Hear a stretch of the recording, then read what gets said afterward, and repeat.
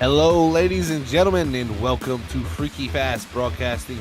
Here tonight, we have the ARCA Evolution Series here for their opening race of the round of 8 here from the Atlanta Motor Speedway for the Mustang Week 20th Anniversary 75, as the ARCA drivers take on this old mile-and-a-half surface here in Atlanta, Georgia, here live on Freaky Fast Broadcasting. Let's give a special shout out to all the sponsors who help make it happen here at the ARCA Evolution Series and Freaky Fast Broadcasting. First, we want to give a shout out to Orr Nissan Central, the leading Nissan dealership in Oklahoma City. You can go check them out at their website at www.ornissancentral.com. Next, we have Sheffield Graphics, the leading designer in sim racing paint schemes and liveries. It was founded by a Navy veteran, and a portion of every paint goes to the Military Foundation Folds of Honor.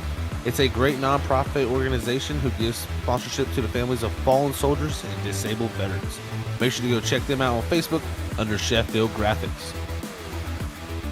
Also want to give a shout out to Butt Kicker. Every game deserves a truly immersive experience. The Butt Kicker Gamer 2 lets you feel every detail, from subtle footsteps, even the rumble of a V10 powered race car. By moving to physical mass instead of only air, the Gamer 2 provides instant, accurate, powerful base response, and it's all perfectly in sync with every game with no additional software required. So make sure you head on over to buttkicker.com, where you can get yourself a Butt Kicker Gamer 2 or many of their other products there located at buttkicker.com, where you can use our promo code FreakyFast20 to get 20% off of any purchase there at buttkicker.com. And remember, Butt Kicker, feel what you've been missing.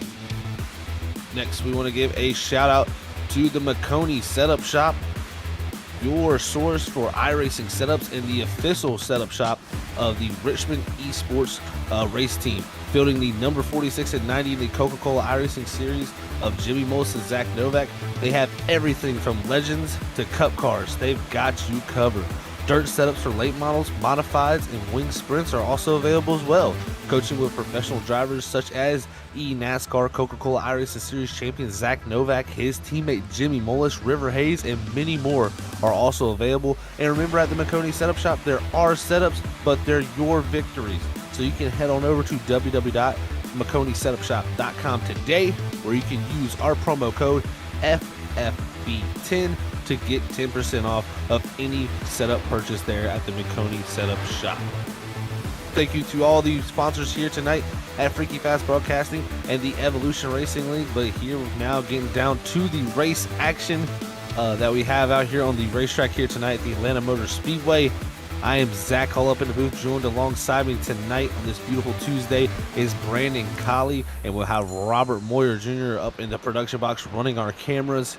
Brandon, great to have us back here on a Tuesday, man, at the Atlanta Motor Speedway. One of your favorite tracks, I know. So how are you feeling about tonight? I'm really excited. Like you said, love Atlanta, one of my better racetracks, and just love the racing that it puts on here. I mean, it's, I would say, by far the most abrasive surface that, we're going to come across with stock car racing. And these guys only have 2 sets of tires in the pits. If they get the opportunity, they're going to be changing them as soon as possible. 75 laps, not a long race, but it's definitely going to chew up these tires. And as the race goes on here, more rubber gets laid down. You're going to have a little bit more grip, but early on, especially early, right off the get-go, the initial green flag here, going to have to be careful not overdriving these corners, because you're going to chew those tires up and find your speed gone in a hurry. Well, it looks like we're about to head off into qualifying here, as we got 5 minutes on the board for these drivers to set down their fastest time in 2 laps available here. As you see that 3, Anthony Gaudio, last week eliminated one of our top contenders coming into the playoffs, eliminated going into the round of 8 here this week. So he is going to be not competing for a championship, but still out here competing for wins in that 3 machine, and he could be a big spoiler in all of this, Brandon. Yeah, he's coming out here to make a statement, I think, Zach, saying, I kind of got taken out of it last week, had a bit of bad luck put me in the back, but I could have had a chance to get up here and win this thing and made my way in, could have been fighting for this championship, but I got knocked out. So I'm going to come out here and show you guys, hey, you're lucky that I got knocked out, because he's looking for wins, and he's very fast here at Atlanta tonight. Yeah, very, very quick. And I tell you what, he's going to have 8 drivers looking to put themselves ahead of him and try to lock themselves into that next round. And let's talk about those 8 drivers that went on to the round of 8 this week here at the Atlanta Motor Speedway. Leading that point series standing is going to be David Edwards entering the round of 8. He's going to have a 2-point lead over Christopher Smerol. Third is going to be Stephen Carey, 5 points behind David Edwards. Brian Fine's going to be in the 4th position, 7 back from David Edwards. Then Matt Upbrook in 5th, 8 back from our leader Edwards. Then you'll have Malarkey tied there with Upbrook in the 6th position. 7th is going to be Justin Hendry, 11 back from leader David Edwards. And then rounding out the final 8.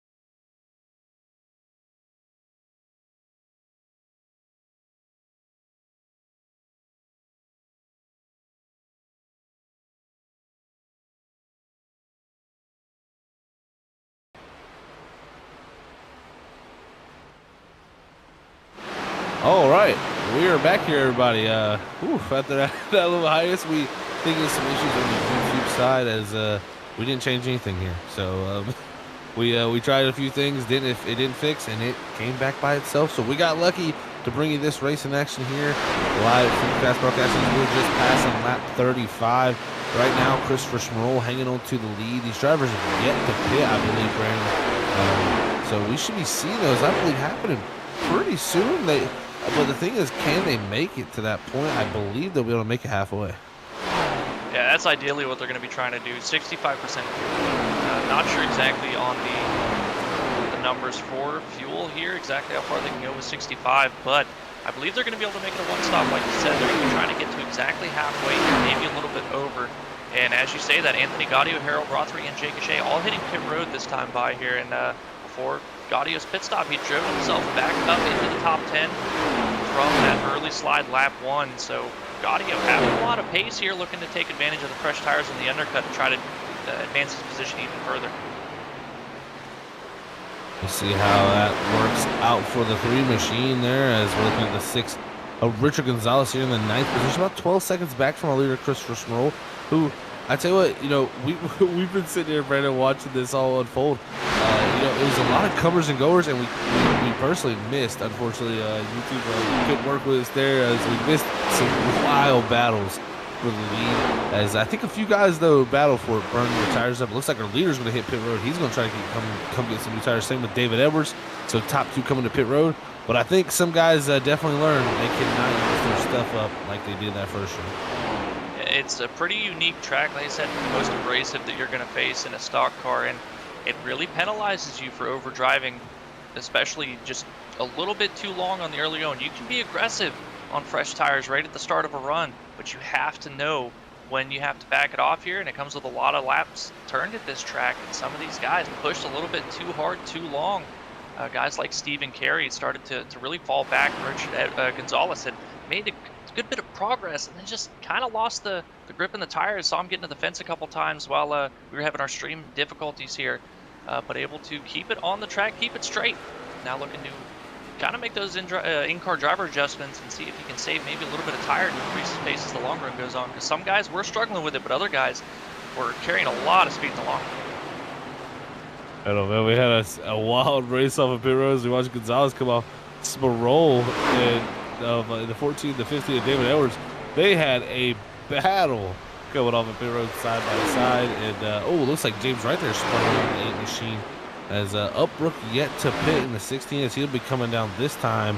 Brandon Perry, I believe, still yet to pit. He's coming down this time also. So that should be everybody except for, I believe, Bob Fitzpatrick Sr., and we'll see if he pits this time, and that might tell us that around 39 to 40 is the most you can do. Looks like he's lifting, but he will stay out one more time for the 48 of Bob Fitzpatrick Sr.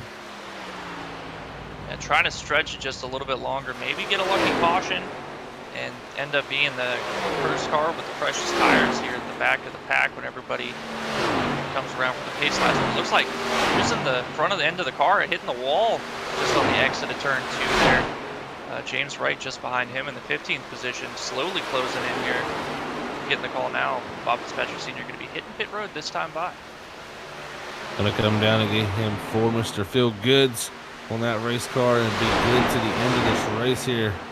As you look at the 15 and the 14 right here, this is going to be the battle for the lead between David Edwards and Christopher Schmerl as they come off of 4. Edwards was able to jump the 14 there in pit road. Can he hold him off as the 14 was able to get positioned through the racing sequence in that first run? He'll have to do it again here if he wants to get back by the 15 and lock himself into that next round.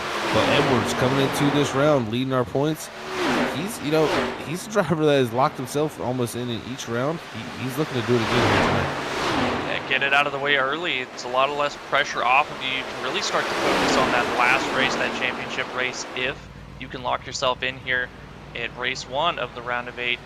And as these 3 guys at the front, 3 leaders are battling each other, Malarkey just behind the 14 and the 15 as they're now side by side for the lead here. Anthony Gaudio's made his way up the board, but he's not too far back from these guys. And at the end of that long run, you guys missed it with the stream difficulties, but Gaudio had the long run pace a lot of times. He was the quickest car on the racetrack as that run went on. I think the 3, he's got a lot of time left. I think he may just be back up here in this mix. Yeah, he's got a lot of time. I think he'll need somewhat of a caution just due to the difference in the tires. I know it's only a few laps, but man, if he gets a caution though, it's right back in his ballpark to possibly go out there and win this thing after a slight little touch between him and David Edwards on that opening lap. Most drivers getting loose there and making a little bit of contact there to slide him back. But I tell you, it's been a valiant effort so far from that 3 machine as he's fought his way into position and even turning lap times just as quickly as leaders. And there's a lot of guys that, as this race has gone on, you talked about comers and goers. Stephen Carey was up here battling for the lead and had taken the lead at one point, now running 7th and really falling off the pace right before those pit stops. Found himself back there in the tail end of the top 10. Richard Gonzalez now in the 11th position. James Wright talked about his spin, now he's 14th. Some of these guys, playoff implications here, having a bit of a struggle the latter half of this race, hoping they can find some pace somewhere and gain a couple more positions, especially if you're the 5th or the number 8 now, back to 15th. Not where you want to be, dead last in the field, or essentially dead last on the lead lap, I should say. And a great question out in chat from GT out there. He's asking, is there any damage on the left front of Edwards' car? I just took a close look. Actually, GT doesn't. I know that that's where the contact was made between him and Kia Gaudio there on the opening laps of this race. But I believe it looks clean, at least for me. So this AFP still attack. He's done a great job to stay right there. If he does have any damage, that's for sure. Yeah, you know these ARCA cars, man. They're tanks. These things are pretty durable. A little bit of contact like that, not going to hurt it too bad. So yeah, like Zach said, left front looking pretty solid on the 15 here, able to keep a lot of speed in it as well. Definitely not, it wouldn't be the case in the Cup cars. You'd be having a couple of wrinkles there, but they build these ARCA cars pretty well. As we ride on board with Edwards, you can see this racetrack, how abrasive and bumpy it is. The camera just lunging up and down as it goes over the bumps and down the front straightaway. You know, this is also something. This is going to be, you know, one of the last times possibly we get to run this surface. I mean, you know, we still have a long time till we get the new surface and the new configuration, but this one will definitely go down as one to be remembered. Yeah, I think, you know, it's going to be pretty sad to see this thing go. It's been the Atlanta that I've known for pretty much my whole life. Didn't really get to see too many races on the original configuration when it was a traditional oval before they had the D-shaped oval here, and it's got a lot of character, man. It's a really fun racetrack. It's a driver's track, and with the new configuration, like you said, it's probably going to be one of the last races you're going to be able to see on it. And for some of these guys, one of the last races they're going to be able to compete in a league setting on this surface. It's going to be a little bit bittersweet, and it's going to take a little while to get used to the new one. Going to be a little bit more narrow, but it's going to have a lot more grip, but it's not going to have those bumps that we're used to, those little quirks that everybody loves or hates about Atlanta. Yeah, we'll have to see how that all works out. You know, so a lot of us probably don't want to see this old surface go, but you know, you never know till you get something new till you like it. So we'll have to see, and we'll see when we get that day on the new surface here at the Atlanta Motor Speedway. As we look at the 77 here, Jake Cachet, he's right here running the 12th position now, jumping up to Steven Rasick in the 2. He's up to 11th from 14th, so good run for him. About 19 seconds back from leader Christopher Schmerol. But man, I'll tell you what, those tires where Guardia took him a little bit earlier, Brandon, is starting to play a factor for him as he's dropped back now to the 5th position and about a little over 6 seconds back from the leader. Yeah, losing a little bit of time now. The tires definitely falling off quicker for the 3. He was about 3.5 seconds back last time we mentioned him, and like you said, just falling off now. But the long run was where it really suited him, and I think he may have pushed a little bit harder on the initial start here with these set of tires, knowing the track position he had. Able to take it a little bit easier after the slide on lap 1. Just kind of being methodical, get his way back up here and trying to take advantage of the fresh set here. May have cost him just a little bit, like you said, hoping for a caution just to kind of bunch everybody back up, give him back a bit of an even playing field here, because if they get a caution now, everybody's taking their last set of tires.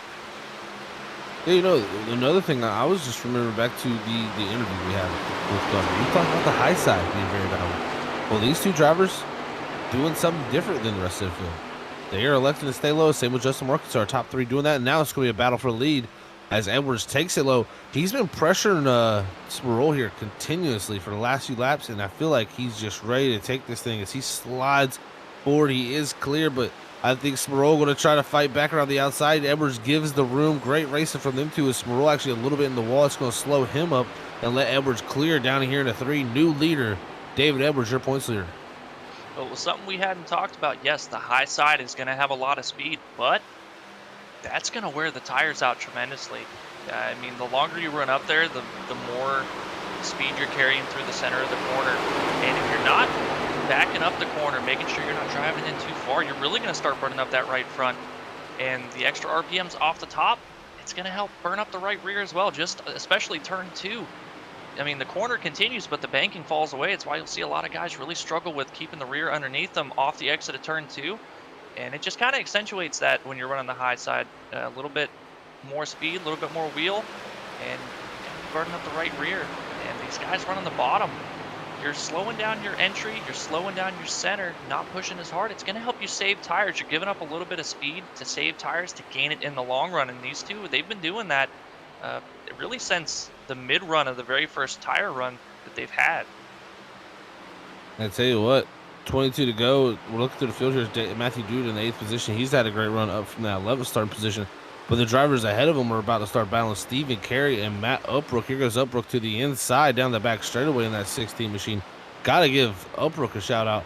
What a drive for him, starting dead last here tonight, looking to take that 6th position. This will be 10 spots up once he gets his pass done.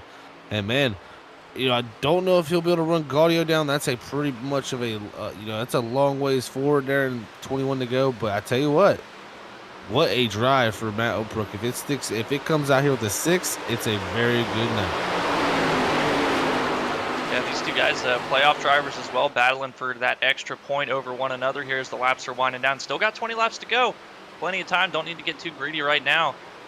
Taking a lot of time. Upbrook trying to size up Carey. Looks like Upbrook might just be a little bit better in 3 and 4 right now than Stephen Carey is. Looking now, I believe we had one car hit pit road. I think maybe Steven Racing is calling it a day, 2 laps down now for the number 2. But the 16 and the 83 battling hard. 16 might just get him cleared, not quite. Stephen Carey getting that great run on the outside out of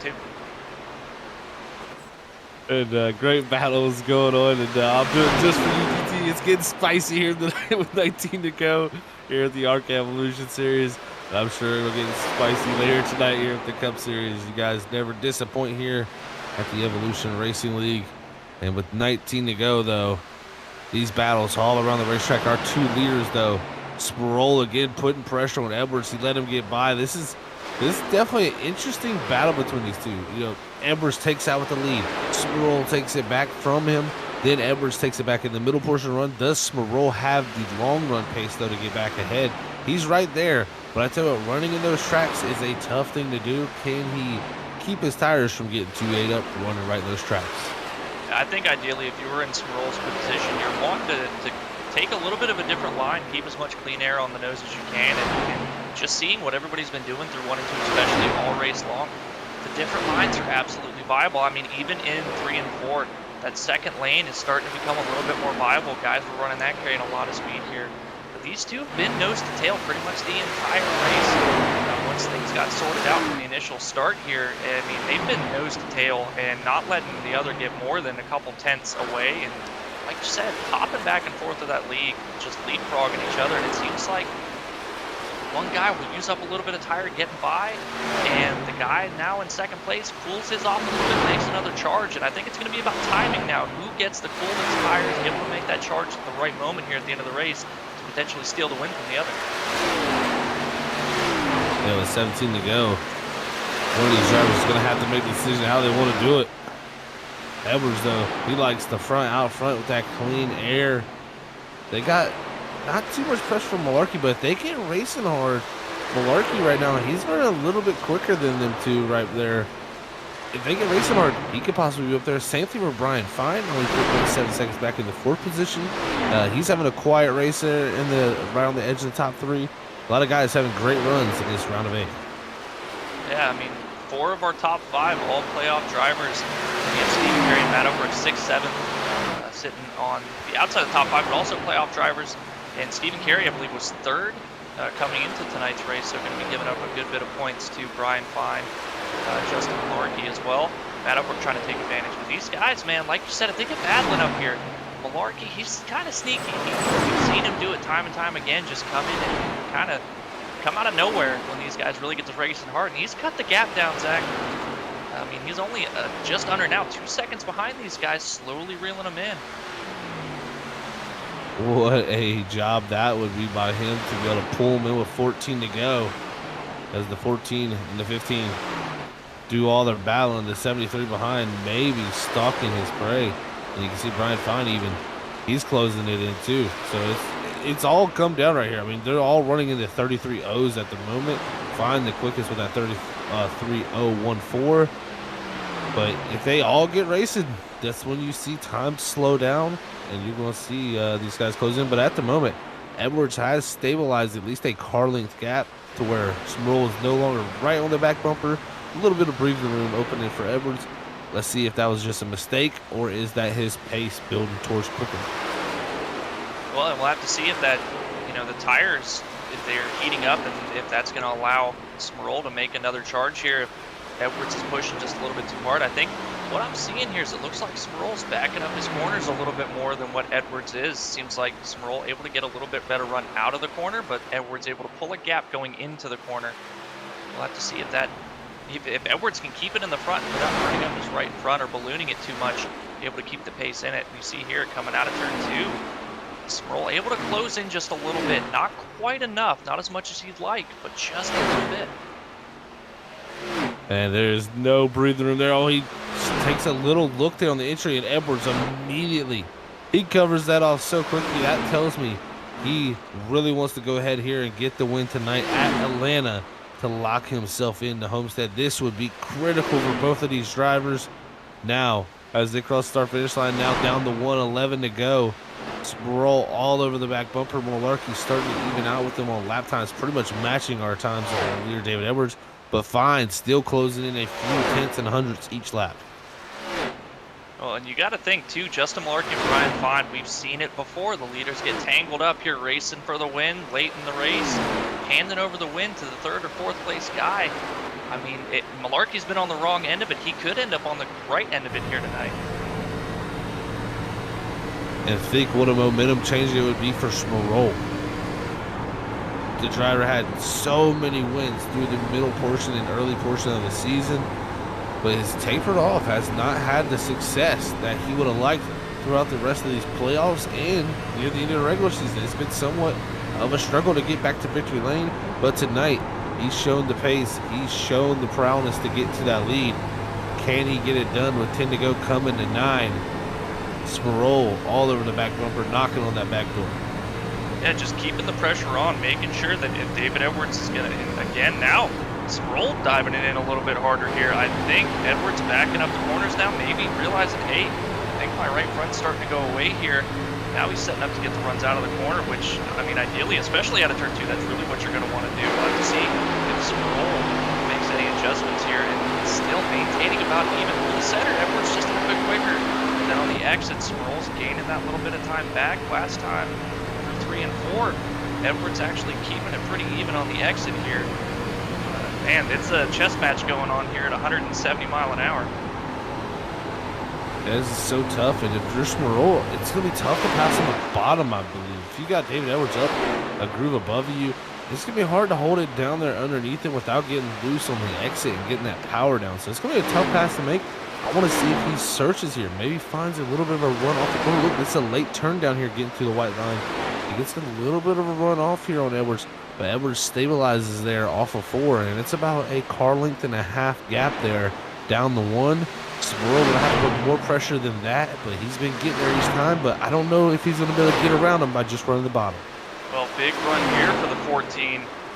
Great turns 1 and 2 right to the back bumper of the 15. Now trying to set up something, maybe a little feint to the inside. Of course, Edwards can really overdrive it on the entry. Look how far the 15 to David Edwards sends it in there. Smirol again with that late cut to the bottom. Straight lines the exit as much as possible here. But Edwards able to keep it really held down. Didn't wash up the track, carried a good run out of turn 4 and extended that lead. 6 to go. Edwards extending the lead back to Smirol. Does he have enough to rebound back to that back bumper? Both these drivers trying everything. So identical. It's so identical in pace. I think whoever can just stay out front here is going to get it. I mean, if Smirol gets back ahead of him, it's going to be hard for Edwards to get it back. So if Edwards has got to do everything in his power here as they come to 5 to go to hang on to this thing. One thing that I think is really going to hurt Chris Smirol here is that he hasn't been trying too many different lanes to find that grip, to set up a good run. And I think maybe if he's going to search around now, he's waited too long, and now he finds he's in the wall. Yeah, sir. Yeah, definitely. Maybe waited a little too long here with 5 to go up into the wall there on the exit. He was searching. It looked like he made a run there too. It looked like he was going to definitely amount to something there, but I just think it wasn't able to stick. It got up into the wall. Now that gives Edwards the breathing room. But can Smirol rebound? It's not an amazing amount of breathing room. It's only a couple tenths. And if Smirol can put together at least 2 good laps here and 2 to go, he should be right back. Yeah, he might end up with only 1 shot at making something happen here. And like you said, he looked like he may have tried something, or maybe he was just trying not to run into the back of the 15 as he went into turn 1 that time, a little bit hotter than the 15. now trying to run a little bit lower on the racetrack. Gets a pretty good run out of turn 4 here. Closes in that gap just a little bit more, only within about car's length between the two. Man, he's running out of time, but the speed, he just hasn't been able to find that big run just yet. Searching again here with Domingo. He's running about a half groove higher, and right on exit, they're getting so close to the wall. It looks very, very loose, tight, almost situation they got going on. As they'll be coming to 2 to go this time. Smirol is already back there, and I tell you what, if him hitting the wall and getting back there shows me he's got a lot of pace in that car. Can he get it done? It's going to be tough to pass. Edwards is one of the tougher ones to do, but we'll have to see if Smirol can do it. Been a long time since that 14's been in victory lane this season. And like you said, I mean, he's the leader in wins. 6 wins on the season here. David Edwards close second.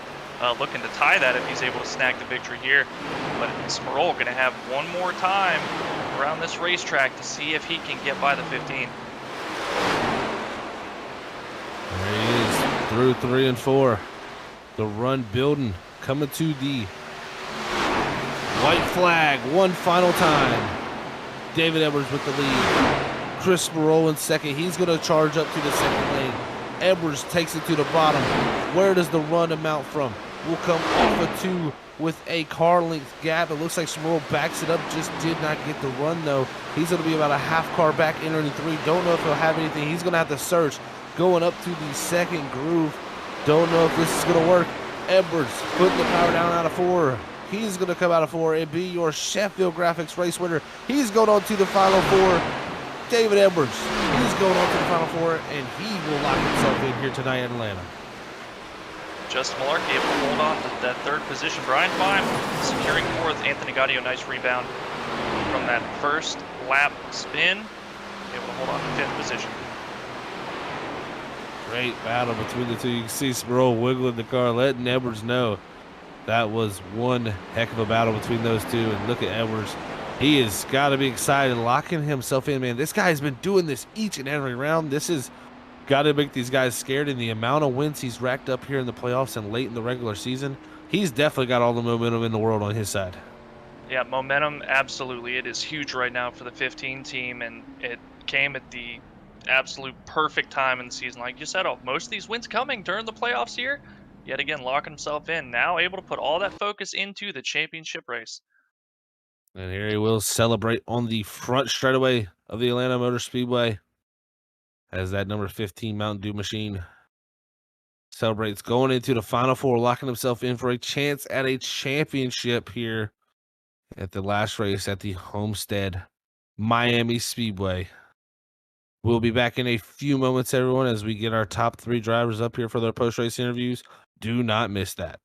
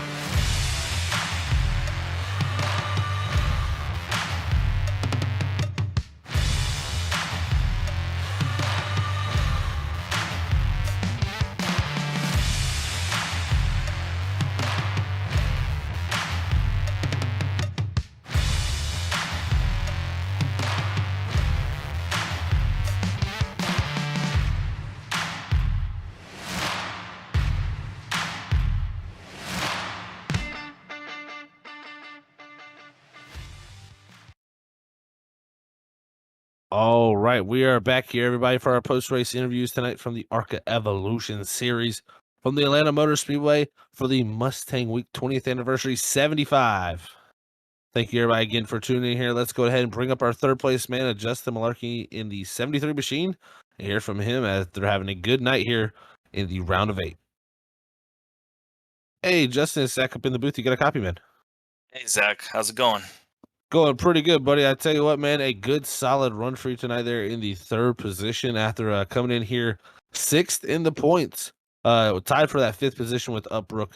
8 points back from David Edwards here tonight. Now Edwards locking himself in. Man, how you feeling about that run here tonight with the next 2 races looming? Yeah, feeling good just to get some points and not have something come up. I feel like the last couple of weeks I psyched myself there, especially at Kansas. Yeah, I just felt a little tight getting into this race. Just couldn't keep up with those top 2 there once it got settled. Well, man, we talk about it all the time with these playoffs. It's so interesting with the way the cutoffs work. We head off these next 2 weeks, Pocono and Dover. I mean, we see wins are very critical to get into that final 4 due to possibly 3 drivers moving on to wins and 1 from points. Do you go into these next 2 races looking to, the biggest thing in mind to win, or is it about points again? Do you think that's going to be a good way to get in? And which of those 2 races do you feel most confident? Uh, yeah, what's the one after Pocono? Dover. Yeah, I thought so. Yeah, I'm looking probably more forward to that one than Pocono there.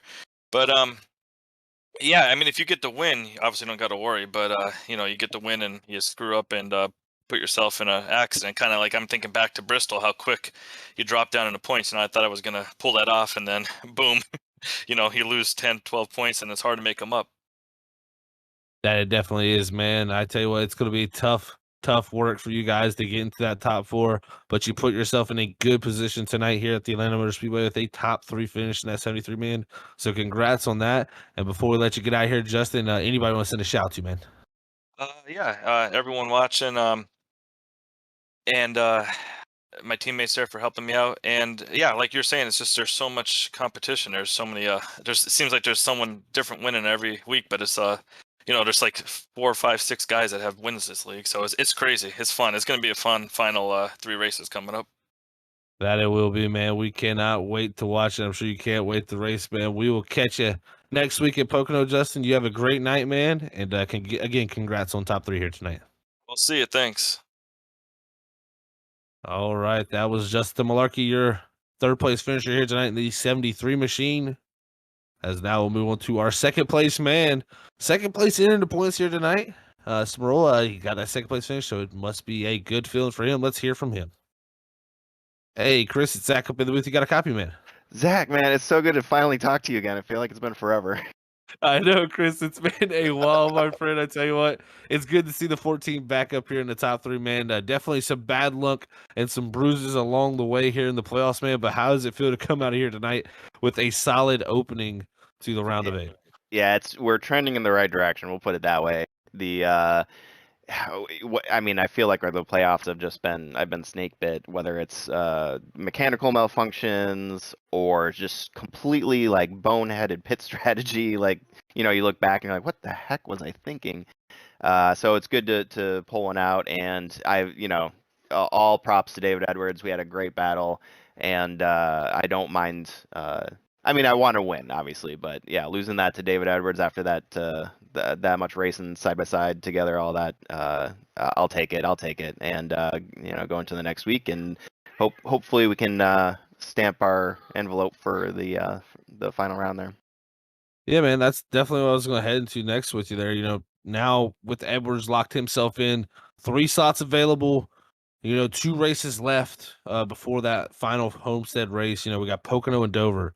Which of those races do you feel like is going to be your place to possibly stamp your chance in there?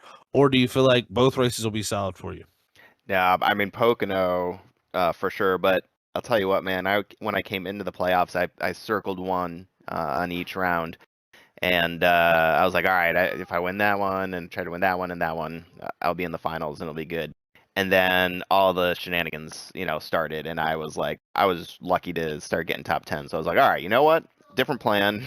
we're just gonna go out and we're gonna race every single one. I think I got in my head a little bit. So of those two, to answer your question, I think I'm more comfortable and historically better at Pocono, but I'll tell you what, I'm taking nothing for granted. This is a very tight field, very close competition, a lot of fast drivers, and it's really going to come down to who makes the least amount of mistakes. Yeah, I think you hit the nail on the head there, Chris. As exactly how I think it's going to play out, man. So much competition, so many tough drivers in this ARCA Evolution series, man. It's been fantastic battling up to this point. I mean, a driver like yourself, 6 wins, and like you said, you've gone through the struggles and the ups and downs of the season now. So it's good to see the momentum back for yourself in that 14 as we close out this season in the round of 8, the most critical time, man. So congrats on second year tonight. Before we let you get out of here, though, Chris, anybody want to send a shout out to, man? Absolutely, definitely my teammates. Not especially, but Justin Malarkey, great to have him. Our 73 claimed 2 of the 3 podium spots there. So really happy for him. He had speaking of mechanical issues, he had his own, and he had to improvise a brake pedal tonight, which I think is just all the more impressive that he pulled out a third for the race. So shout out to Justin, to MR73, Matt and Jake as well, and just a lot of fun racing with them. The league, all the drivers, like I said, it's just every week you just don't know what's going on, and that's just a testament to how close and respectful we try to race each other, and just how competitive the field is, and evenly matched. So really enjoy it. And I finally get to say once again, thank you to you guys for putting on a fantastic broadcast. And my family just absolutely loves watching it. And whether I do great or poorly, it's like a Tuesday night tradition to hear your guys' voices over the speakers. So thanks for what you do. Well, thank you very much, Chris. I'm glad to see you back up here in the top 3, my friend. Hopefully, talking to you next time in Victory Lane. You never know, maybe a championship too, buddy. So congrats on second here tonight. We'll have to see what unfolds for your rest of the season, but we'll catch you next week at Pocono, buddy. The best of luck to you. Thanks, man. We'll see you guys around. All right, that was Chris Smerol, your second place finisher here tonight, and your second place man of points, but the guy who entered with the points lead and will exit with the points lead and locked into our championship final race, David Edwards. He doesn't even have to worry about Pocono or Dover. We'll talk about that, but let's go ahead and bring him up here. I'm sure he's got to be very, very excited in that 15 machine. Hey, David, it's Zach up in the booth, man. You got a copy? 10-4, I got you, Zach. Well, I tell you what, David, you done it again, man. You've locked yourself into the next round and the most important round at that, the championship round at Homestead, man.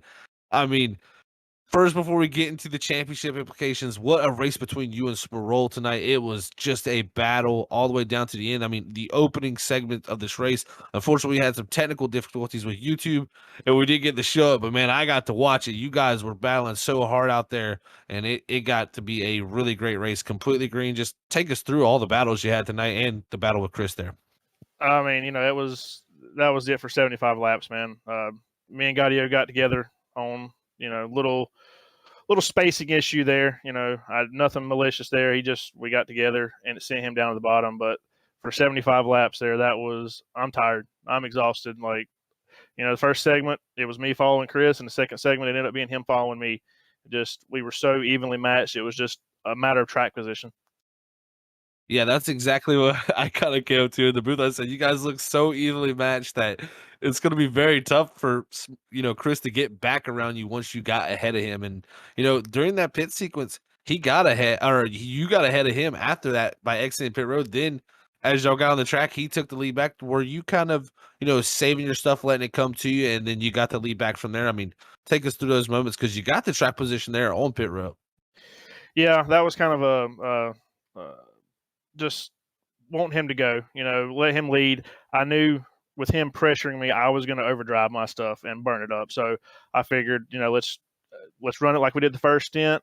Let's, just follow him, run his pace. So I know we're pretty much even, and hopefully lap traffic plays into it and just settle it out the last 5 or 10 laps. But luckily I got around him there on, I think, with about 15 or 20 to go, and just set sail from there.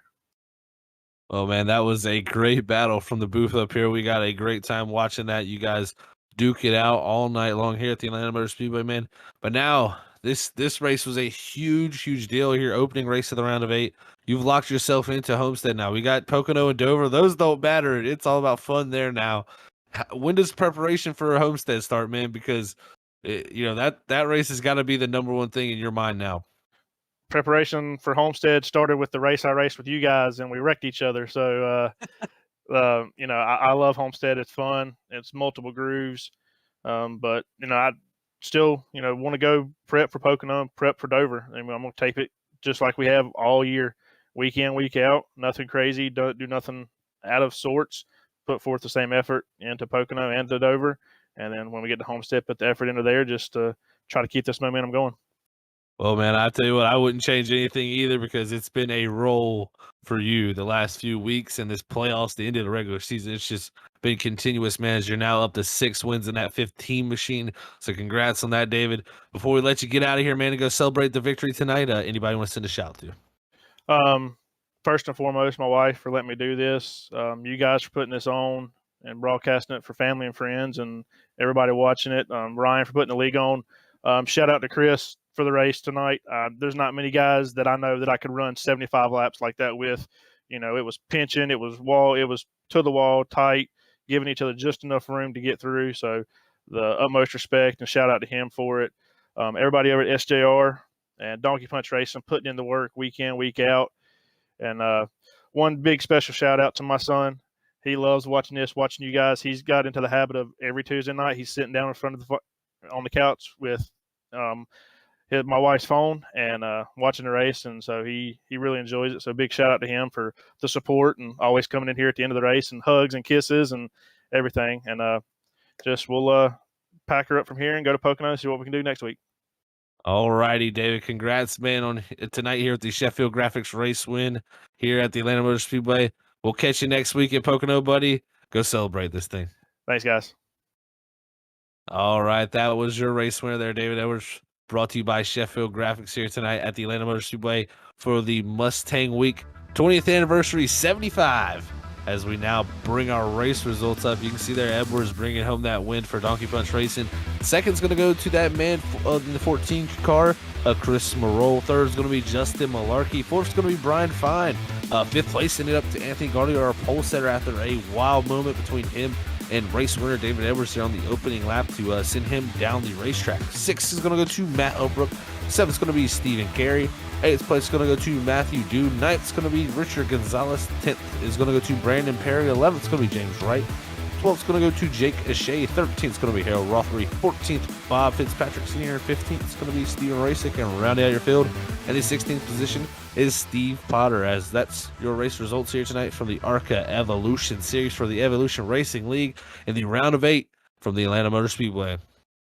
But Brandon, I'll tell you what, it was a lot of great racing here tonight in Atlanta. I love this racetrack. I know you do, but I can't explain how much I just love this racetrack, the racing that it puts on, and the shows it puts on. The comers and goers, the using of tires. It was a really special night. But now we're heading off to Pocono and Dover, where these drivers are going to have to execute in the final 2 races before that Homestead race if they want a chance at making that championship race. Yeah, I think talked about how much of a driver's racetrack that Atlanta is.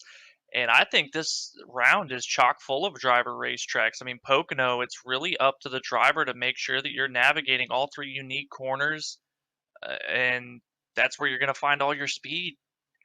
And it's all up to the driver to make those adjustments per corner to find that speed. And same with Dover. I mean, you can go in there and just charge those corners and burn up your tires and get a lot of speed, but you're not going to have much long run pace. And those guys that are able to be patient and methodical, I mean, for every single race of this round, they're going to be the ones we see at the front. And David Edwards and Chris Morrow really were class of the field tonight. We talked about and saw the battle that they had. David Edwards just able to come out on top of it. But I think next week, Chris Morrow might have a little bit something for the 15, but we're going to have to see. We will have to see for sure. So make sure you tune in next time. And if you want to know when we go live, hit that bell notification button there beside that subscribe button. And while you're at it, hit that button too, because we're trying to get to 1,000 subscribers by the end of 2021 here on Freaky Fast Broadcasting. And again, thank you to everybody who tuned in here tonight. It's been a pleasure to call the races. Make sure you hit that thumbs up button if you enjoyed the race and enjoyed tonight's broadcast. And thank you again, as we had a few issues with YouTube, and you came back and stuck with us here on Freaky Fast Broadcast. And I cannot thank you, fans and viewers out there, enough tonight. So it was much appreciated, and we will move on to Pocono next week, where the battle begins. But we have more action coming later at 9:20 Eastern here with the RSR Cup Series, as they're here at the Atlanta Motor Speedway to do action on this old racing surface in the Cup car. So we'll have to see how that action plays out at 9:20 Eastern. Don't miss that. But let's send it up to Robert Moyer Jr., our producer. All right. Thank you, Zach. Thank you, Brandon. Thank you, everybody out there, like Zach said, for tuning in here tonight with a little bit of the technical problems that we had. It is what it is, but like I said, don't go anywhere, as 9:20 Eastern, they're going to bring these Cup cars out here on a very old surface. Like these guys said earlier, it's kind of sad to see this track go, but sometimes, new things are better or not. We don't know until, we get it. We'll see what happens with that here next year, actually, here at Atlanta when we come back here. But with that being said, ladies and gentlemen, if we don't catch you at 9:20, hopefully everybody has a great Tuesday. Be safe Wednesday, and we'll catch you on the next. We'll catch you on the next one. But until then, God bless everybody. We love you all. Peace out. Bye, guys. Bye, everybody.